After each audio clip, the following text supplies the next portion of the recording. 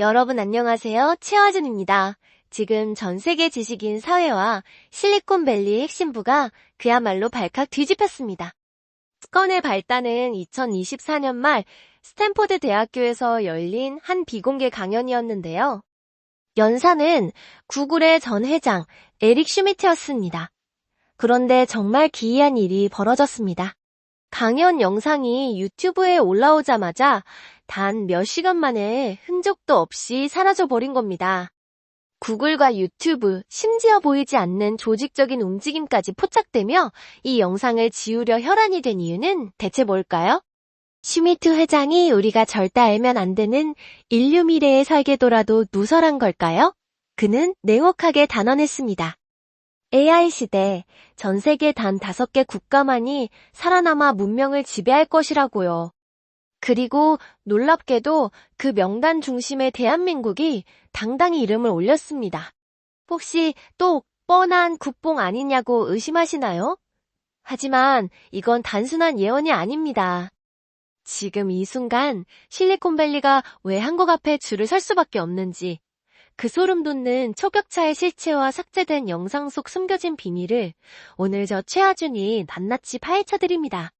이 영상을 끝까지 보시는 분과 아닌 분의 미래는 완전히 달라질 것입니다. 지금 바로 시작합니다. 채널 고정해주세요. 먼저 시간을 조금만 뒤로 돌려볼까요? 우리가 기술이라고 하면 가장 먼저 떠올렸던 나라들이 있습니다. 바로 일본과 유럽이죠. 1980년대와 90년대 전 세계 가전과 자동차 시장을 휩쓸었던 일본의 모노즈쿠리 정신, 즉 완벽을 추구하는 장인 정신은 우리에게는 넘을 수 없는 거대한 벽과 같았습니다. 당시 일본은 전 세계 모든 공학도의 스승이었고 메이드 인 재팬은 곧 절대적인 신뢰의 상징이었습니다. 유럽은 또 어땠나요? 독일의 정밀 기계와 프랑스의 첨단 항공기술, 그리고 전 세계 표준을 설계하는 유럽연합의 강력한 규제 권력은 전 세계 산업의 질서를 유지하는 보이지 않는 손이었습니다. 하지만 2025년 현재 이 장인들의 왕국에 아주 이상한 균열이 생기기 시작했습니다. 에릭 슈미트 회장은 강연에서 이 점을 아주 냉혹하게 꼬집었습니다. 왜 그토록 찬란했던 일본과 유럽이 AI라는 거대한 파도 앞에서 힘없이 무너지고 있는 걸까요? 역설적이게도 그들을 정상에 올렸던 그 완벽함이 지금은 그들의 발목을 잡는 족쇄가 되어버렸기 때문입니다. 하드웨어의 미세한 오차조차 허용하지 않는 일본의 장인 정신은 실시간으로 데이터를 학습하고 초단위로 진화해야 하는 소프트웨어 중심의 AI 시대에는 너무나도 느리고 경직된 시스템이었습니다. 유럽 역시 마찬가지입니다. 기술이 태어나기도 전에 규제부터 만들고 칸막이를 치는데 급급한 나머지 혁신의 씨앗이 자랄 토양 자체가 사라져 버린 것이죠. 한때 전 세계를 호령하던 사람 중심의 정밀 기술이 데이터가 스스로 학습하는 인공지능의 속도를 따라가지 못하며 서서히 노쇠해가는 광경은 정말이지 충격적이기까지 합니다. 여기서 아주 흥미로운 인물 한 명을 소개해 드리려고 합니다. 바로 월스트리트에서 15년 넘게 테크 분석가로 활동하며 선전수전을 다 겪은 리차드 스미스입니다. 사실 그는 전형적인 한국 회의론자였습니다. 불과 몇 년 전만 해도 그는 투자 보고서에 이렇게 썼죠. 대한국의 삼성과 SK는 결국 대만이나 일본의 뒤를 쫓는 거대한 메모리 공장일 뿐이다. 그들에게는 세상을 바꿀 소프트웨어 철학이 없다라고요. 하지만 에릭 슈미트의 강연 영상이 유튜브에서 삭제되기 직전 그 영상을 우연히 시청한 리차드는 온몸에 소름이 돋는 것을 느꼈습니다. 그리고 그 진실을 직접 확인하기 위해 곧장 한국행 비행기에 몸을 실었죠. 2005년 어느 날 리차드 스미스가 인천공항에 내렸을 때 그가 목격한 광경은 그야말로 경악 그 자체였습니다. 입국장에 들어서자마자 공중에는 홀로그램 안내판들이 마치 살아있는 것처럼 떠다니고 있었고 수십 대의 AI 로봇들이 승객 한 명 한 명의 이름을 부르며 맞춤형 입국 절차를 돕고 있었습니다. 공항의 모든 시스템이 리차드의 비행 정보와 연동되어 그가 말 한마디 하지 않아도 필요한 모든 서비스를 선제적으로 제공하고 있었던 거죠. 그는 공항을 빠져나와 서울 강남으로 향하는 자율주행 로봇택시에 올라탔습니다. 운전석이 아예 없는 딱 트인 차 안에서 리차드는 창밖을 보며 멍하니 중얼거렸습니다. 여기는 2025년의 서울이 아니라 235년의 지구다. 길거리의 신호등, 물류배송 로봇, 그리고 시민들의 스마트 기기들이 마치 하나의 거대한 뇌처럼 연결되어 유기적으로 움직이는 모습에 그는 큰 충격을 받았습니다.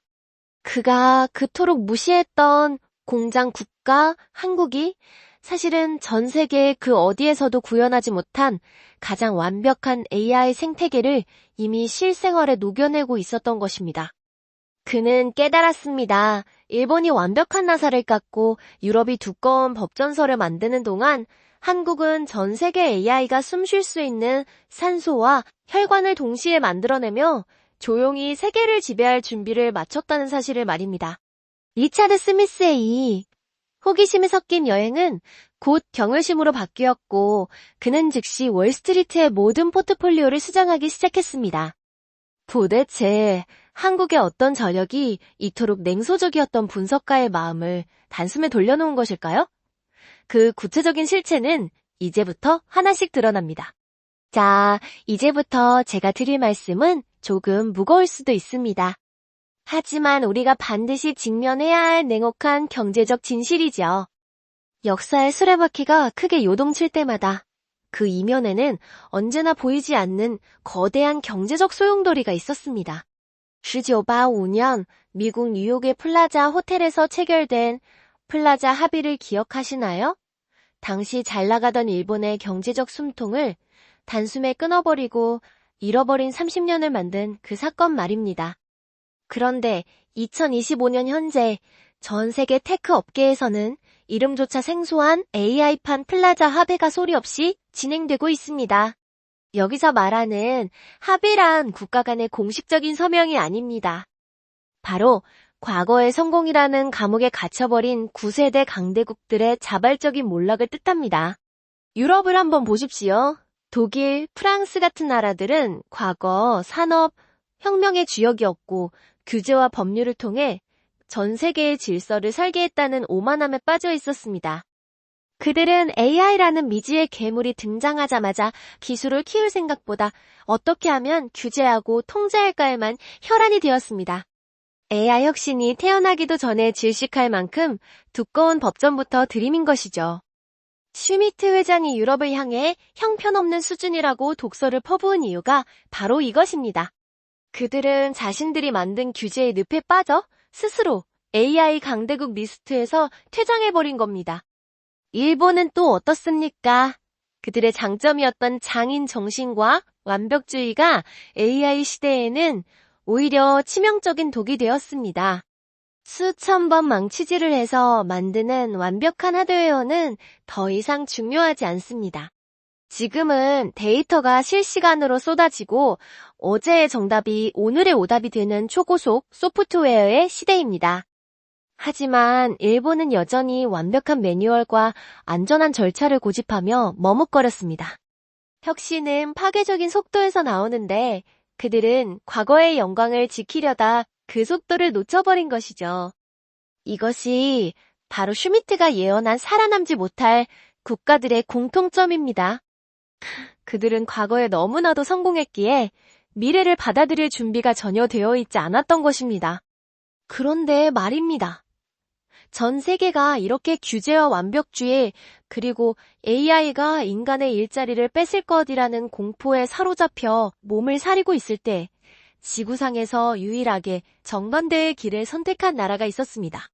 바로 대한민국입니다. 여러분, 우리는 기억합니다.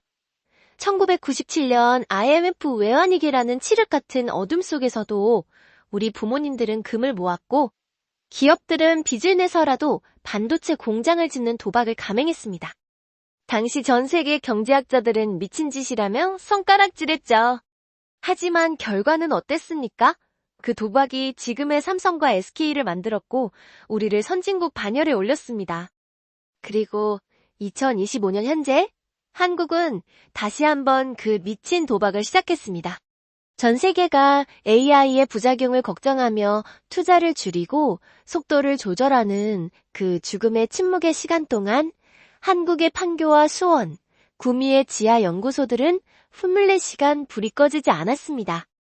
정부와 기업은 비밀리에 AI 국가 총동원령이라도 내린 듯 천문학적인 자본을 차세대 AI 칩과 하드웨어에 쏟아부었습니다. 남들이 AI 에이전트가 인간을 대체할까봐 두려워할 때 한국은 그 에이전트를 가장 먼저 상용화해서 전 세계의 인프라로 깔아버리겠다는 야심을 현실로 옮겼습니다. 이것은 단순한 투자가 아닙니다. 이것은 생존을 넘어선 운명의 탈취입니다. 전 세계 빅테크들이 규제의 눈치를 보며 주춤거리는 사이 한국은 아무도 주목하지 않던 AI의 혈관인 반도체와 AI의 심장인 독자, 소프트웨어 생태계를 동시에 구축하며 전 세계 테크 판도를 뒤집어버렸습니다. 슈미트 회장이 삭제된 영상에서 경고했던 진짜 메시지는 이것이었습니다. 세상이 멈춰있을 때 유일하게 질주한 한국이 이제 전 세계에 AI의 전원을 끄고 켤 수 있는 유일한 열쇠를 쥐게 되었다는 사실 말입니다. 자, 이제 전 세계가 침묵 속에서 경악하며 마주하게 된 대한민국의 진짜 무기는 무엇일까요? 왜 실리콘밸리의 거물들이 밤잠을 설치며 한국의 눈치를 보게 되었는지 그 소름돋는 기술적 실체를 지금부터 공개하겠습니다. 자, 이제 여러분께 그동안 빅테크들이 꽁꽁 숨겨왔던 하지만 우리 대한민국만이 쥐고 있는 가장 강력한 갑배의 열쇠를 보여드리겠습니다. 과거의 소프트웨어 시대에는 코드가 모든 것을 지배한다고 믿었습니다. 빌 게이츠나 마크 저커버그 같은 인물들이 설계한 그 영리한 코드가 영혼이라면 컴퓨터 기계는 그저 그 명령을 따르는 껍데기에 불과하다고 생각했죠. 하지만 AI라는 거대한 파도가 덮친 지금 이 공식은 완전히 뒤집혔습니다. 바로 여기서 HBM의 역설이 시작됩니다. 한번 상상해 보십시오. 엔비디아가 만드는 세계 최고의 AI 칩은 시속 500km로 달릴 수 있는 환상적인 하드웨어입니다. 하지만 이 차가 아무리 좋아도 실시간으로 엄청난 양의 연료를 공급해줄 혈관이 없다면 그저 비싼 고철 덩어리에 불과합니다. AI가 생각한다는 것은 수조 개의 데이터를 1초도 안 되는 찰나에 주고받는 과정입니다. 이때 이 거대한 데이터의 병목 현상을 해결해줄 유일한 산소 호흡기, 그것이 바로 한국이 독점하고 있는 HBM 고대 역폭 메모리입니다. 여러분, 전 세계의 AI 시스템의 무려 89.7%가 한국산 메모리 반도체 없이는 단 1초도 작동할 수 없다는 사실 알고 계셨나요? 8%가 아니라 89.7%입니다. 사실상 전 세계 AI의 전원을 우리가 끄고 켤 수 있다는 뜻입니다. 실리콘밸리의 황제라 불리는 엔비디아의 젠슨원도 오픈 AI의 샘 알트먼도 결국에는 서울행 비행기를 타고 삼성전자와 SK 하이닉스 본사 앞에 줄을 서야만 합니다.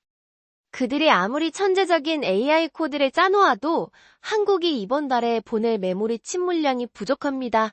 라고 한마디만 하면 그들의 모든 계획은 멈춰 서야 하기 때문입니다.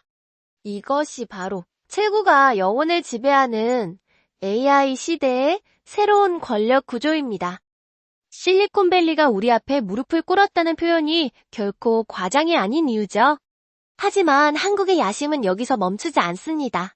많은 사람이 한국은 그저 메모리 공장 아니냐며 폄하할 때 삼성은 조용히 인류의 상식을 뒤엎을 비밀 프로젝트를 진행해왔습니다. 바로 프로젝트 넵튠입니다. 지금까지의 AI 칩 시장은 엔비디아가 독주해왔습니다. 하지만 엔비디아 칩의 가장 큰 약점은 전기 먹는 하마라는 점입니다. 데이터 센터 하나를 돌리는데 도시 하나의 전력이 소모될 정도죠. 그런데 삼성의 넵튠 프로젝트는 이 판도를 완전히 뒤흔들었습니다.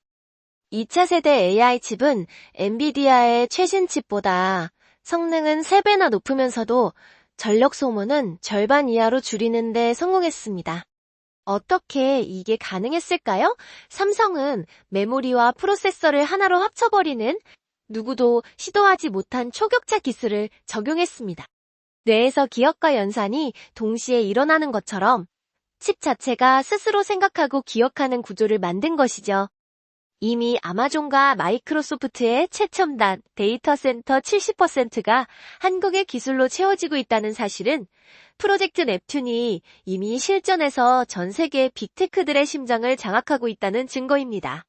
슈미트 회장이 스탠포드 강연에서 왜 그토록 한국을 칭송했는지 이제 이해가 가시나요? 대만은 하드웨어 제조 능력은 뛰어나지만 소프트웨어 철학이 부족하고 미국은 설계는 잘하지만 그것을 현실로 만들어낼 체구가 없습니다. 대한민국만이 세계 최고의 하드웨어 제조력과 그것을 유기적으로 움직이게 하는 독자적인 소프트웨어 생태계를 동시에 갖추고 있습니다. 여러분, 이것은 단순한 기술의 승리가 아닙니다. 인류가 한 번도 가보지 못한 AGI, 즉 범용 인공지능 시대로 가는 길목에서 대한민국이 최종 검문소 자리를 차지했다는 선언입니다. 실리콘밸리의 천재들이 밤잠을 설치며 한국의 눈치를 살피고 전 세계 자본이 서울로 몰려드는 진짜 실체가 바로 여기에 있습니다. 우리는 더 이상 누군가의 뒤를 쫓는 추격자가 아닙니다. 인류의 다음 문명을 설계하고 그 문명이 돌아가는 엔진을 공급하는 설계자이자 지배자의 자리에 올라선 것입니다. 자, 이 놀라운 권력이 우리 삶을 어떻게 바꾸게 될까요? 그리고 그 뒤에 숨겨진 또 다른 거대한 반전은 무엇일까요? 이제 그 누구도 말해주지 않았던 한국의 소프트웨어 제국, 그 실체를 공개하겠습니다. 그런데 여러분, 여기서 정말 소름 돋는 진짜 반전이 시작됩니다. 아마 이 영상을 보고 계신 많은 분도 속으로 이렇게 생각하셨을지 모릅니다. 그래도 결국 한국은 반도체라는 껍데기만 잘 만드는 나라 아니야? 결국 똑똑한 두뇌에 해당하는 소프트웨어는 미국 구글이나 오픈 AI가 다 장악하고 있잖아? 라고 말이죠. 만약 여러분도 그렇게 생각하셨다면 오늘 제 이야기가 여러분의 머릿속을 완전히 뒤집어 놓을 겁니다. 에릭 슈미트 회장이 삭제된 영상에서 가장 강조했던 핵심, 그리고 전 세계 빅테크들이 가장 두려워하는 한국의 진짜 무기는 반도체 너머에 있는 소프트웨어 제국으로서의 저력이기 때문입니다. 사실 많은 분이 잊고 계신 놀라운 사실이 하나 있습니다. 지금 전 세계 지도를 펼쳐놓고 한번 보십시오. 일본, 유럽, 동남아시아, 심지어 중동까지 전 세계의 거의 모든 국가의 디지털 영토는 이미 구글과 페이스북이라는 미국의 디지털 식민지로 전락했습니다. 하지만 이 거대한 글로벌 침공 속에서도 끝까지 살아남아 자국의 영토를 완벽하게 지켜낸 나라는 전 세계에 딱 3곳뿐입니다. 미국, 중국, 그리고 바로 대한민국입니다. 우리에겐 네카라쿠베로 상징되는 독자적인 소프트웨어 요새가 있습니다. 구글이 전 세계를 집어삼킬 때 우리는 자국 검색 엔진 네이버를 지켰고 카카오라는 독보적인 메신저 생태계를 구축했으며 쿠팡이라는 혁신적인 이커머스망을 완성했습니다. 이건 단순히 우리 것이 좋은 것이요, 시기 애국심 문제가 아닙니다. 이것은 AI 시대의 가장 강력한 자원인 데이터 주권을 완벽하게 확보했다는 뜻입니다. 여러분, 여기서 한번 생각해 보십시오. 왜 구글은 그 막대한 자본을 쏟아붓고도 유독 한국 시장에서만 길을 펴지 못할까요? 단순히 한국어가 어려워서일까요? 아닙니다. 바로 문화의 장벽 때문입니다. AI는 단순한 수학 공식이 아니라 그 나라의 문화와 정서를 학습하는 거울입니다. 구글의 AI가 아무리 똑똑해도 한국인의 미묘한 눈치나 맥락을 이해하는 데는 한계가 있습니다. 반면 네이버가 개발한 거대 언어 모델 하이퍼클로바 X는 다릅니다. 이 AI는 한국인의 언어 습관뿐만 아니라 우리 사회의 복잡한 인간관계, 유교적 맥락, 그리고 한국인 특유의 감성까지 학습한 영혼이 있는 AI입니다. 에릭 슈미트가 주목한 지점이 바로 여기입니다. 그는 유럽을 향해 규제에만 매몰된 형편없는 수준이라 독소를 퍼부었지만 한국에 대해서는 극찬을 아끼지 않았습니다. 한국은 하드웨어라는 완벽한 체구와 독자적인 소프트웨어라는 영혼을 동시에 가진 전 세계 유일한 기적의 나라이기 때문입니다. 자, 이제 조금 더 깊은 이야기를 해볼까요? 여러분은 논치라는 단어가 AI 알고리즘에 들어갈 수 있다고 생각하시나요? 미국 실리콘밸리의 AI는 철저하게 서구적인 논리와 직설적인 답변에 최적화되어 있습니다. 질문을 던지면 사전적인 정답을 내놓는 데는 천재적이죠. 하지만 우리 한국인들의 소통 방식은 어떤가요? 말 한마디에도 수만 가지의 함축적인 의미와 상황 논리가 숨어 있습니다. 네이버와 카카오의 엔지니어들은 바로 이 한국적인 맥락을 AI에게 가르쳤습니다. 예를 들어 우리가 AI에게 분위기 좋은 곳 추천해줘 라고 말했을 때 미국산 AI는 별점 높은 식당을 기계적으로 나열할 뿐입니다. 하지만 한국의 AI는 현재의 시간대, 질문자의 연령대, 심지어 한국 사회에서 지금 유행하는 트렌드까지 읽어내어 눈치껏 최적의 장소를 제안합니다. 이것이 바로 KA만이 가진 초격차의 비밀입니다. 우리는 이미 3년 전부터 조용히 실리콘밸리의 핵심 AI 스타트업들을 인수하면서 전 세계 소프트웨어 생태계를 넓혀왔습니다. 많은 사람이 삼성전자가 반도체만 만든다고 생각할 때 그들은 이미 전 세계 데이터 센터의 70%를 점령할 소프트웨어 솔루션을 공급하고 있었습니다. 이제 전 세계에서 구글에 점령당하지 않고 자국 검색 엔진과 메신저, 이커머스를 완벽하게 지켜낸 한국의 데이터 요새는 AI 시대의 가장 강력한 데이터 연료 창고가 되었습니다. 에릭 슈미트 회장은 바로 이 지점을 간파한 겁니다. 한국은 미국의 가장 신뢰할 수 있는 기술 파트너이며 그들의 반도체는 AI 시대를 돌리는 엔진이고 그들의 데이터는 그 엔진을 폭발시키는 가장 순도 높은 연료다라고 말이죠. 서구권 AI가 도저히 따라올 수 없는 동양적 맥락과 고도의 데이터 밀도를 가진 한국은 이제 단순히 칩을 공급하는 공장을 넘어 AI 문명의 표준을 설계하는 두뇌 국가로 진화하고 있습니다. 유럽이 규제의 장벽 속에 갇혀 과거의 영광을 되새길 때, 일본이 완벽한 하드웨어의 미궁 속에 갇혀 머뭇거릴 때, 한국은 하드웨어와 소프트웨어라는 양 날개를 달고 전 세계 그 누구도 가보지 못한 미래로 질주하고 있습니다.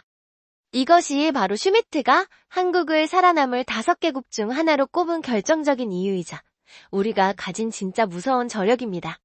하지만 여러분, 여기서 끝이 아닙니다. 이렇게 완벽한 준비를 마친 한국 앞에 전 세계를 전율케 할 또 다른 거대한 변화가 기다리고 있습니다. 이제 곧 우리가 마주하게 될 인간을 뛰어넘는 지능의 시대, 그 최전선에서 한국은 어떤 역할을 하게 될까요? 그리고 왜 슈미트 회장은 뜻밖에도 북한 문제까지 언급하며 한반도의 미래를 예견했을까요? 이제 그 소름 돋는 미래, 도시의 청사진과 인류 최후의 경고에 대해 이야기해 보겠습니다. 끝까지 집중해 주세요. 여러분이 알고 있던 세상이 완전히 바뀔 시간입니다. 자, 이제 우리가 마주할 미래는 단순한 상상이나 SF 영화 속 이야기가 아닙니다.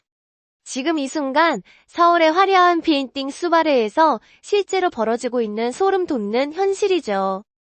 여러분, 서울시청 지하 5층에 전 세계 그 어디에도 없는 인류 최초의 AI 컨트롤 타워가 가동 중이라는 사실 알고 계셨나요? 전문가들이 서울 언더그라운드 네트워크라고 부르는 이 시스템은 도시의 모든 것을 실시간으로 최적화합니다. 지상의 도로는 공원과 숲으로 채워지고 복잡한 물류와 교통, 에너지는 지하 터널을 통해 무인 로봇들이 한치의 오차도 없이 처리합니다. 리차드 스미스가 서울 도심을 보고 싱가포르나 두바이도 실패한 꿈을 한국은 이미 현실로 만들었다며 경악한 이유가 바로 이것입니다. 대한민국은 지금 단순한 도시를 넘어 인류가 한 번도 가보지 못한 AI 문명의 표준 그 자체가 되고 있습니다. 하지만 이런 혁신적인 소식 뒤에는 언제나 무거운 질문이 따라붙습니다. 일각에서는 걱정 섞인 목소리로 이렇게 말하죠. 결국 우리가 빅테크들의 실험 대상이 되는 것 아니냐? 인공지능이 우리를 감시하고 통제하는 세상이 오는 것 아니냐라고 말이죠. 여러분의 이런 불안함, 저도 충분히 이해합니다. 우리 국민이 안면 인식기술과 자율주행 알고리즘의 테스트베드가 되어 이용만 당하다 버려지는 것은 아닐까 하는 그 우려 말입니다. 하지만 여기서 우리는 아주 중요한 진실을 하나 마주해야 합니다. 역설적으로 들리겠지만 AI 시대의 가장 위험한 것은 실험을 당하는 것이 아니라 실험할 기회조차 갖지 못하는 것입니다. 과거 산업혁명 시절 새로운 기계를 두려워하며 파괴했던 이들은 결국 역사의 뒤안길로 사라졌습니다. 기술 혁신에서 승리하는 자는 가장 완벽한 이론을 가진 자가 아니라 가장 많은 현장 데이터를 가진 자입니다. 맞습니다. 대한민국은 지금 전 세계에서 가장 정교하고 방대한 데이터를 생산해내는 거대한 미래 실험실입니다. 이것은 굴욕이 아니라 그 누구도 가질 수 없는 압도적인 전략적 특권입니다. 우리가 지금 이붕삼, 즉 회색 지대의 위험을 무릅쓰고 먼저 매를 맞으며 기술을 연마하는 이유는 단 하나입니다. 누군가에게 통제당하기 위해서가 아니라 그 통제의 메커니즘을 누구보다 먼저 파악해서 우리가 직접 불을 만들기 위해서입니다. 유럽이 윤리와 규제를 따지며 주춤거리는 동안 우리는 직접 몸으로 부딪히며 AI가 어떻게 학습하고 어떻게 인간과 상생할 수 있는지를 데이터로 증명해내고 있습니다. 리스크를 감수하는 자만이 보상을 얻는 법입니다. 우리가 지금 겪고 있는 이 실험의 과정은 훗날 전 세계가 AI의 전원을 뽑아야 할 위기의 순간에 가장 안전하게 그 파도를 넘을 수 있는 유일한 방어벽 기술로 돌아올 것입니다. AI는 미국에서 태어났을지 모릅니다. 하지만 그 AI가 성숙하고 인간의 삶에 안전하게 녹아드는 법을 배우는 곳은 바로 이곳 서울입니다. 우리는 전 세계 문명의 다음 페이지를 검수하는 최종 검토관의 자리에 서 있는 것입니다. 테스트 베드가 된다는 것, 그것은 우리가 인류의 미래를 가장 먼저 보고 가장 먼저 소유한다는 뜻입니다. 자, 이제 이 거대한 실험의 끝에는 무엇이 기다리고 있을까요? 에릭 슈미트 회장이 예견한 대로 한국은 단순히 살아남는 것을 넘어 인류 최후의 지능이라 불리는 초지능의 시대마저 지배하게 될까요? 그리고 그 과정에서 우리가 절대로 놓쳐서는 안 될 마지막 경고는 무엇일까요? 이제 대한민국이 맞이할 가장 찬란하고도 냉혹한 운명의 결론을 말씀드리겠습니다. 영상을 끝까지 봐주세요. 이 흐름을 잇는 자만이 다가올 시대의 주인이 될 수 있습니다. 자, 이제 우리가 마주할 미래는 단순한 상상이나 SF 영화 속 이야기가 아닙니다. 지금 이 순간 서울의 화려한 빌딩 숲 아래에서 실제로 벌어지고 있는 소름 돋는 현실이죠. 여러분, 서울시청 지하 5층에 전 세계 그 어디에도 없는 인류 최초의 AI 컨트롤 타워가 가동 중이라는 사실 알고 계셨나요? 전문가들이 서울 언더그라운드 네트워크라고 부르는 이 시스템은 도시의 모든 것을 실시간으로 최적화합니다. 지상의 도로는 공원과 숲으로 채워지고 복잡한 물류와 교통, 에너지는 지하 터널을 통해 무인 로봇들이 한치의 오차도 없이 처리합니다. 리차드 스미스가 서울 도심을 보고 싱가포르나 두바이도 실패한 꿈을 한국은 이미 현실로 만들었다며 경악한 이유가 바로 이것입니다. 대한민국은 지금 단순한 도시를 넘어 인류가 한 번도 가보지 못한 AI 문명의 표준 그 자체가 되고 있습니다. 상상해 보십시오. 여러분이 아침에 눈을 떠서 직장으로 향할 때 더 이상 꽉 막힌 도로에서 스트레스를 받을 필요가 없습니다. 자율주행 모빌리티는 이미 지하의 초고속 네트워크를 통해 최적의 경로를 계산해 두었고 지상의 거리는 오직 사람들의 휴식과 소통을 위한 공간으로 변해 있습니다. 택배 상자들은 보이지 않는 지하 통로를 통해 로봇들이 집 앞까지 배달하고 도시 전체의 에너지는 AI가 실시간으로 조절하며 단 1%의 낭비도 허용하지 않습니다. 이것이 바로 슈미트 회장이 말한 미래의 설계도가 현실로 구현된 모습입니다. 하지만 이런 혁신적인 소식 뒤에는 언제나 무겁고 날카로운 질문이 따라붙습니다. 제 영상의 댓글에서도 많은 분이 우려 섞인 목소리로 말씀해 주셨죠. 결국 우리가 빅테크들의 실험 대상이 되는 것 아니냐? 인공지능이 우리를 감시하고 통제하는 세상이 오는 것 아니냐? 라고 말이죠. 여러분의 이런 불안함? 저 최하준도 충분히 이해합니다.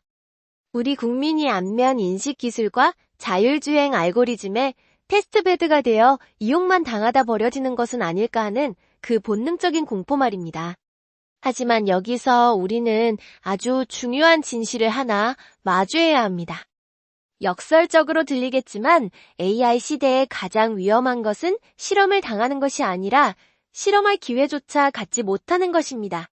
과거 산업혁명 시절 새로운 기계를 두려워하며 파괴했던 이들은 결국 역사의 뒤안길로 사라졌습니다. 기술 혁신에서 승리하는 자는 가장 완벽한 이론을 가진 자가 아니라 가장 많은 현장 데이터를 가진 자입니다. 맞습니다. 대한민국은 지금 전 세계에서 가장 정교하고 방대한 데이터를 생산해내는 거대한 미래 실험실입니다. 이것은 굴욕이 아니라 그 누구도 가질 수 없는 압도적인 전략적 특권입니다. 우리가 지금 이 위험한 회색 지대의 무서움을 무릅쓰고 먼저 매를 맞으며 기술을 연마하는 이유는 단 하나입니다. 누군가에게 통제당하기 위해서가 아니라 그 통제의 메커니즘을 누구보다 먼저 파악해서 우리가 직접 룰을 만들기 위해서입니다.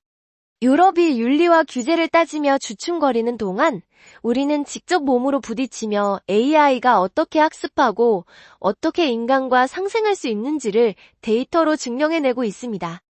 리스크를 감수하는 자만이 보상을 얻는 법입니다.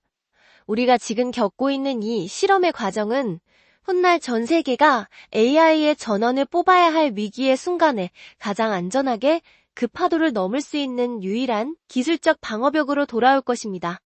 많은 분이 걱정하시는 개인 정보 침해나 감시의 문제 역시 우리가 직접 테스트베드가 되어 먼저 겪어보았기에 그 해결책도 우리가 가장 먼저 제안할 수 있는 것입니다. AI의 부작용을 통제할 수 있는 백신을 개발하려면 먼저 그 바이러스를 가장 가까이에서 관찰해야 하는 것과 같은 이치입니다. 한국은 지금 인류를 위한 AI 백신을 개발 중인 가장 거대한 연구소인 셈입니다. AI는 미국에서 태어났을지 모릅니다.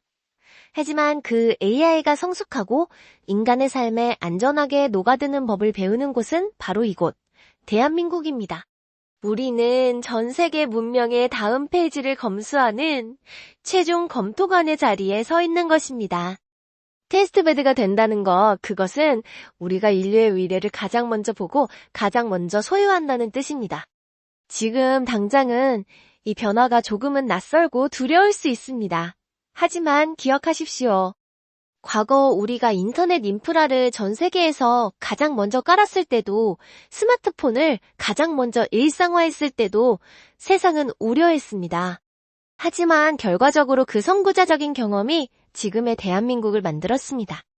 이제 우리는 AI라는 더 거대한 파도를 타고 있습니다. 자, 이제 이 거대한 실험의 끝에는 무엇이 기다리고 있을까요?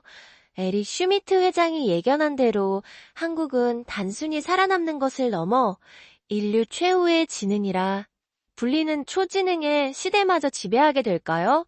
그리고 그 과정에서 우리가 절대로 놓쳐서는 안 될 마지막 경고와 운명의 결론은 무엇일까요? 이제 대한민국이 맞이할 가장 찬란한 내일의 청사진을 말씀드리겠습니다. 끝까지 집중해주세요. 여러분이 이 그림을 읽는 순간 다가올 시대의 주인이 되는 길이 열릴 것입니다.